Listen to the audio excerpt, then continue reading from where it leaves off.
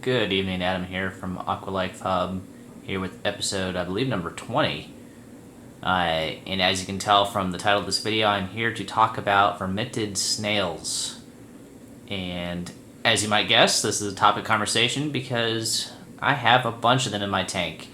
And I'm going to go through just sort of how everything's doing and what the Vermetid Snails have done to my tank and what I'm planning on doing to try to deal with them. So one of my snails was polite enough to pose for me out near the glass. And you see that little thing right in the center of the screen? The little tube? That is a Vermetid snail tube. They are absolutely all over my tank, and unfortunately they're sort of hard to photograph, so I'll just use this one as an example. But they're also, let's see if I can get another shot. So if you see the little purple dots on the underside of this Monty that has died off, all those little purple dots are Vermetid snail homes. And I think these are probably a huge part of the reason for why this coral had such a massive die-off on it. I've seen giant mucus trails coming out of these things, which irritates corals and causes them to die back as they try to escape the mucus. So these little snails use the mucus to gather particulates out of the water, and they reel it back in and eat it. So that's their methodology, that they don't actually move around the tank. I first noticed the snails when I noticed that this green slimer acro wasn't doing very well. You can see it's lost a lot of its color. A lot of the polyps are sort of hiding. A couple of them have disappeared. And I thought it was just some slime coming off the green slimer, because I noticed that there was sort of some mucus-looking stuff sort of hanging around it for a couple days.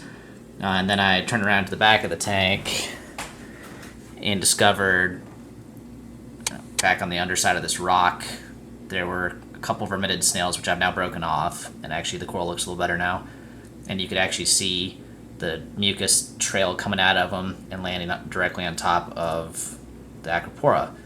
So I'm sure that's what was annoying this coral, because you can see the corals that haven't been impacted by the Vermetid snails, such as this bonsai acro, doing really well. Color's been coming back. A lot of growth on the base. You can see them spreading out nice and thick, and he looks good. And also, this little guy, this little millipora. I know it's a little hard to tell from this angle, but the base is becoming more purple, more pronounced. The polyps are further extended, and this is the one that I actually thought would be the most difficult to grow and keep healthy, but it's over the last month and a half, it's started to look really, really nice, even though not much growth yet. So, the question is why are some of my SPS corals not looking very happy, while other ones that should technically be more difficult to care for don't look happy at all? And I'm almost positive it's mostly to do with these snails. So, what I am planning on doing is I have ordered some what they're called Bumblebee Snails.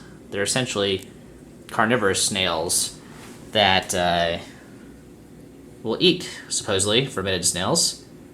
I don't quite understand how they get into the little tubes to dig them out, but that's what they're supposed to do. So I ordered a good number of them. They should be here later this week, hopefully tomorrow. I'll probably wait to post this video until after I add them to the tank so I can show them to you. And supposedly, the conventional wisdom is they'll eat them, eradicate the population, or at least keep it under control, and then I'll probably end up donating or rehelming, I don't know, probably half the snails once I get, half the bumblebees once I get the Vermetid snails under control. That way I don't have an issue with not having enough food for them, because while bumblebee snails are pretty attractive looking, they are also carnivorous. Like I said, they eat other snails. So if they don't have a good enough carnivorous meat food source, then they'll sometimes go after one another and after your other snails, which I would prefer to avoid. So that's sort of the plan. Just a quick update. As you can tell, a lot of the other corals are looking really, really good. This chalice coral is, you can tell he's been plating upwards and outwards now. He's doubled in size. and you know, there's just a lot of growth. There's a lot of growth. These guys, I guess fuzzy mushrooms. There's now 4 of them. It started with 1, so it's split in half. The biggest one over there on the left split into sometime in the last couple of weeks. I noticed that I didn't really notice until I did a water change this weekend when I finally noticed that it split yet again.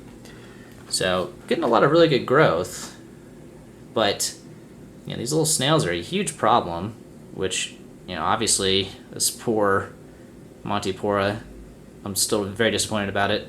It still has some growth on a couple spots, so I have some hope. I still have those 2 pieces I broke off there and down here, which are looking okay, and hopefully I can regrow the colony. But I'm not holding out too much hope. The LPS are looking good. This Frammer, I guess, is looking great. The torch is looking really nice. It looks a little funny right now because I turned all the flow off to get a better picture of the snails. And then, I guess I didn't show this poor wall hammer has gone the way of all wall hammers. So it's looking awful. I don't know.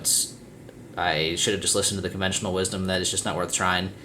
And I highly suspect I will not try a wall hammer in the future because it had a little bit of an infection. I attempted to treat it, iodine, etc., and no luck. I believe you can see a little bit of brown in the center. So it could be brown jelly, it could just be general die-off, but it has been progressively declining over the last couple of weeks, and I do not have much hope for it. So that's sort of all I have for now. I'll probably show those Bumblebee Snails in another little clip before I post this video sometime later this week. But otherwise, that's all I have to share, and until next time, thanks. Alright, Adam here, a couple days later. It's not the best shot, but here are the new bumblebees added to the tank. They just went in after I acclimated them and scraped off the shells. So we'll see how they do. Very cute little snails. I like the shells. Pretty actinic light at the moment, just due to what time of day it is. I have my lights to go pretty actinic in the evening. So there you have it, and I'll update you once I get some progress. Thanks, and have a good day.